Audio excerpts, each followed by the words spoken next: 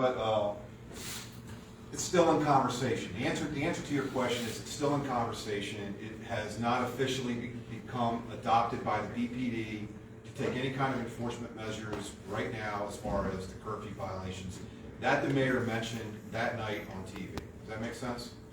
And I don't have an update further than that. I think, Ms. Wanda, you know. No, I don't have anything, just something to add. During that incident, well, before that incident, the youth were communicating with each other via social media, telling each other where to be and what they were going to do when they got there. What about police and social media? How do you all interact? How do we interact?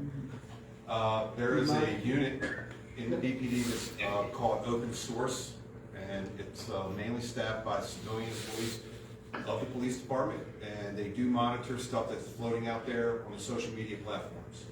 I think Ms. Charling's probably been introduced to that through the CRC presidents. They're introduced to different things. We take them on field trips, basically, and show them things. That type of information is shared with commanders and police districts that are impacted.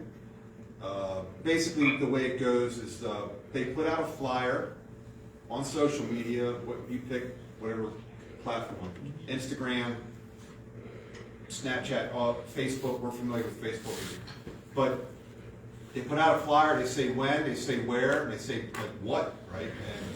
And that's the moment that I say you just let the genie out of the bottle. Whether, I think back in the 80s we called it a flash mob, a mall. Malls don't exist anymore, basically. But it's the same premise. I mean, as soon as they say where, they go. And they show up. And even if you try to do every possible mitigation effort to prevent them from showing up, they will still show up. Then they get there and there's hundreds of young people. And part of the conversation is around what events does the city put on to attract the youth? And that's like the rec centers and things of that nature, you know, like the city.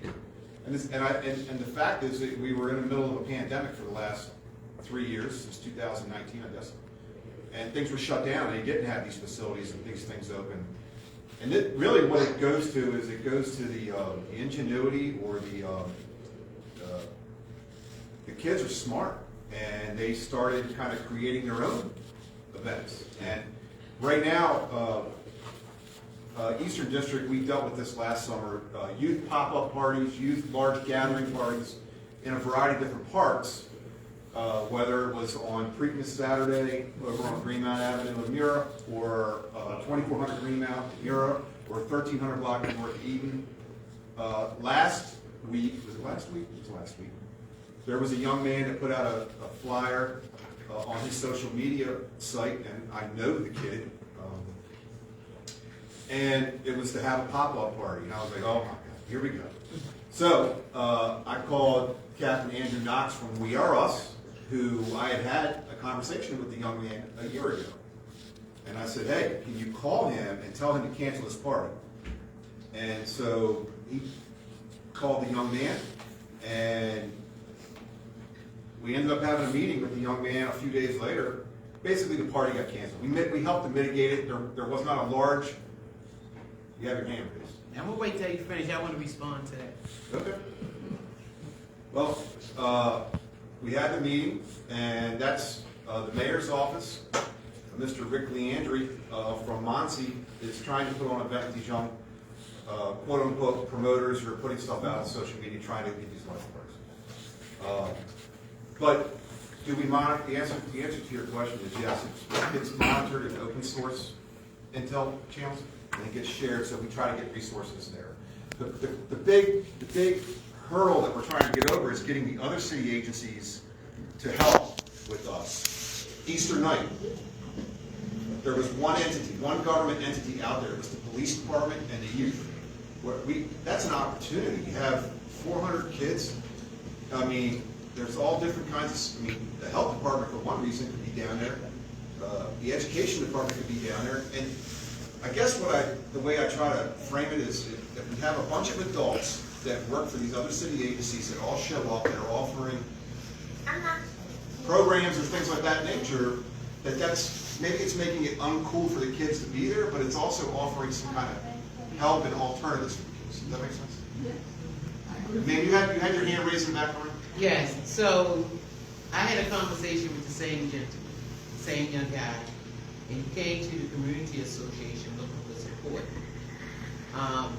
But he was trying to block off too many streets. And I also had a conversation with him. I would try to support you, but I know there's going to be illegal activities. First of all, you have underage drinking, so I cannot support that. I know they be smoking pot, they do that anyway, and blow it up in your face. So, and we already know that a lot of the marijuana they want to say is legal, but for underage kids, I can't support it. So, and I just let them know, you know, if you do it as a community, such as having resources there, I'll work with you. That means I will get Mr. Andrew Knox and all other male organizations in charge. Because all they want, well, of course they want to drink, party, and all of that good stuff, but they haven't been taught to do a community way. When they had it in the 1300 block of Eden Street last year and the year before, I did make my way up there and had a conversation with some of the kids. And they was like, we just want to have some fun. So. But that spins out of control very rapidly. And I did tell them that. I said, you can have fun, but it's the way you're having fun. See, they want to disassociate themselves from any potential bad things. Now, I didn't say that was okay. One, you put the flyer out that brought everybody here. And basically I said to them, you're responsible. You need to do it right and do it smart and with the city, and we are us involved in that.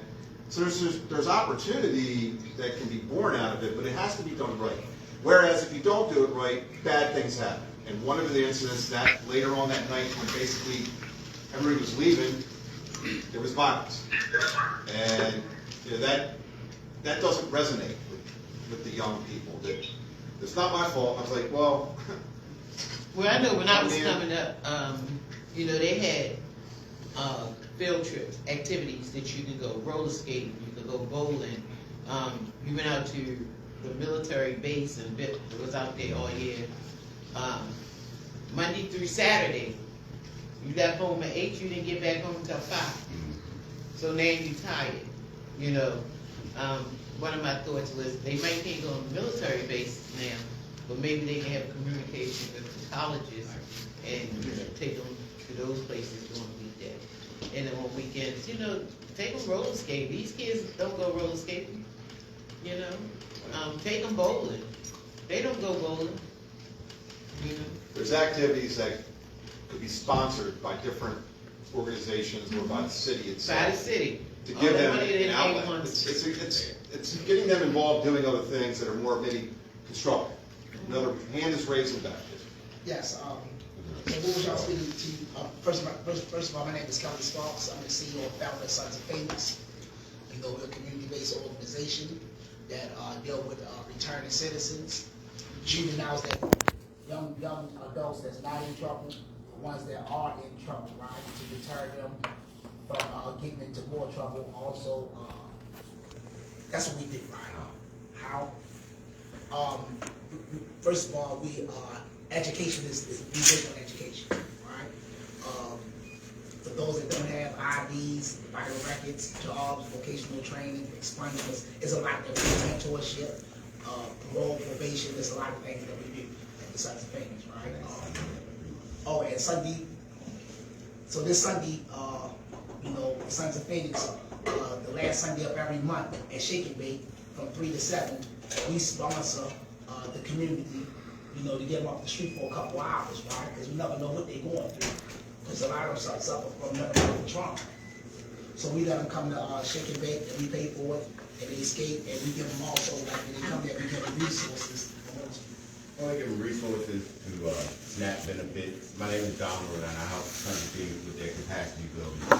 And what they do is offer SNAP benefits. They have resources coming from around the city, other community-based organizations that do free state, returning citizens. So I heard this lady talk about having things to do for the youth. And it's organizations like the Sons of Phoenix who are trying to do things with the youth, free of charge to them and their families, but we would like support from other community-based organizations and definitely support from the city to help make these efforts continue to grow. And one thing I would like to add to in closing, right, we don't try nothing. Either we gonna do it or we ain't gonna do it. We do it. I don't like the word try. You know, we put forth the effort and we gonna make it happen. If we don't know how to make it happen, we network with y'all. You know, we believe in partnering and networking. If we all come together, we can make it work. Do you guys have an office around, or Yes. where's the office? located at? 9 North Utah Street. Great. Thank you. Well, I was just looking at something. It's part of this conversation. Ms. Wanda, I'm looking at a flyer that's talking about juveniles. It's their flyer. I'm not going to read all the words because there's not a whole lot of good words on here. But they're going to meet at Mondawmin Mall on Friday. It doesn't have an exact time frame, but it says bring all the drama, Friday, April 28th. Anyways, so they're going to be at Mondawmin Mall. And so will we. So Now, the Western District is, the Western Police Commanders are working that's their area. And so if you would like to be put in contact with Captain Matt Carell, Captain Swenson could take care of that for you. They have an outstanding team over there. Major Carell is really sharp, but he's putting together a comprehensive plan. So part of that, look, the biggest win out of that is the engagement. The engagement with the young man with We Are Us potentially could mitigate further parties by that young man. But one of the parting things that I had in the conversation with the young man, say, listen, you're promising me that you're not going to do it, but you're going to let your best friend then be the one that's going to put it out there. Don't do that. Oh, that's not going to be my responsibility. I'm like, listen, that's the genuine ask. The neighborhood doesn't want it because it's very disruptive. It's taxing to just city resources in general. There's a conversation about how short the police department is with our staffing numbers to try to proactively get out in front of this and how many officers are needed in the footprint of whatever those situations are. And I'm not even talking about potential bad incidents that happen where then we have to actually kick it into real police work, but like just the mitigation. It's not a good day. But there's positive things that could come from it, is what I'm trying to say. I'm a little optimistic. Yeah, times has changed from when I grew up to today. And anyone that was born in the 60s and the 50s know that we used to have block parties back in the 60s and the 70s. But the parents were there. You know what I'm saying? The parents was overseeing the block party. You know, whether you lived on a street or you lived in the projects. Mm-hmm. Okay? So, and they all came together under the Department of Housing, the community policing. So, it's just that if the parents will come out, which they not, because, you know, when we had block parties down in the projects, whether we had it in Somerset, Lafayette, Latrobe, Perkins, Douglas, any of them, it was always organized and mainly by the parents. So see that? So it is a difference. I was actually the commander that was on scene Easter night in the Inner Harbor. I volunteered to work that day,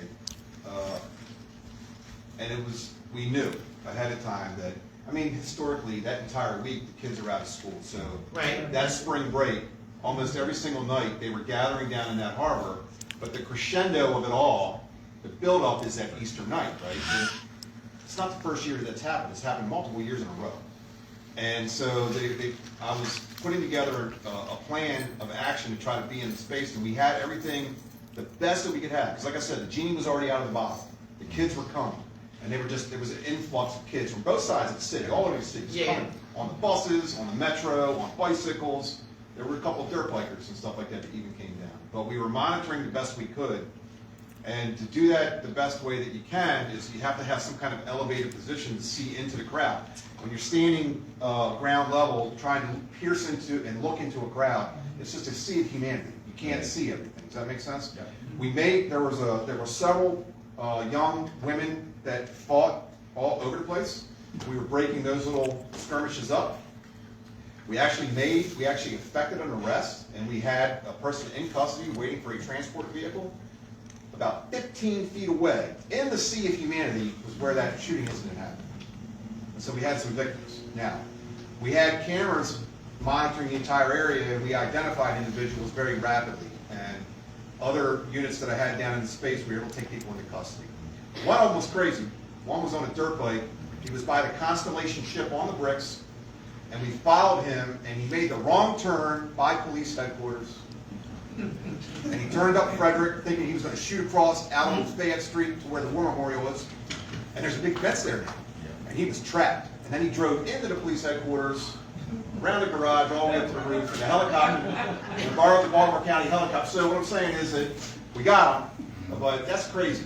And that's the, I'm just going to say, that's the disrespect for authority and lawlessness and the brazenness of some of these young people. Not all. Some of those kids were just trying to have a good time, but it wasn't. And I questioned, where were the parents? Because they certainly didn't know that their kids were down there, or if they did, shame on them. You know, that's the truth. And that manifests into the frustration I think that the mayor had, is that here we are again. And it's looking at the parents being more responsible, and that's where I think the whole issue of the curfew got kicked in. They couldn't do the curfew really, right? Because the curfew center requires that maybe you take them to a curfew center, and the pandemic was prohibitive of that. We couldn't And do that don't that. work. They did that once before. But they're getting maybe past all of that, and so they're having conversations. Okay. Very provocative question, Ms. Wanda, which led into about a 20-minute conversation. But thank you. We're going to make sure that Major Carell from the Western. Yeah, that's why I was born and raised there. That's awesome. But No. if people wanted to do something in the Eastern District, whether they're neighborhoods, churches, or where can they come together to get the assets that are going to be available to be able to have the Friday night in programs or even information about the churches have a week-long thing that they're doing, and people knew about it, and there are other kids to go to that. It's a very good question, Dr. Dees. I think it's something we've been trying to work on for the longest time, was the coordination of the variety of different groups that are doing great work, but seem to be doing their great work independently of one another. Is that whereas